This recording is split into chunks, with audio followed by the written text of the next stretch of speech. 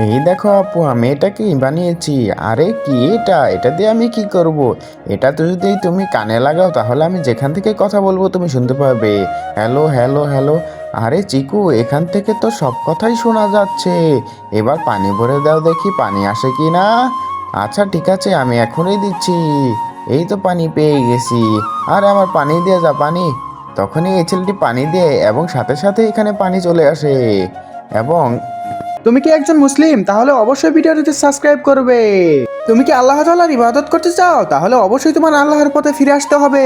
সে এখান থেকে লুকিয়ে লুকিয়ে সবকিছু দেখতেছিল, তখনই বলে, আপু দেখো, আমি এখান থেকে একটা গাড়ি পাঠিয়ে দিচ্ছি। আরে চিকু, এখানে তো সত্যি গাড়িটি চলে এসে এখান থেকে লোকটি তার কাছ থেকে নিয়ে নেয় এবং বলতে থাকে, চিকু আমাকে অনেক কিছু দাও, এবং বলতে থাকে, এটা তো আমার আপুর গলা না, আমি তোমাকে কি দিব, দাঁড়াও তোমাকে আমি শিক্ষা দিচ্ছি। তখনই একটি সাপ বেজে দেয় সেখান দিয়ে, এবং সেখানে তো সাপটি চলে আসে এবং দেখার সাথে সাথে সে তো অনেক ভয় পেয়ে যায় এবং দৌড়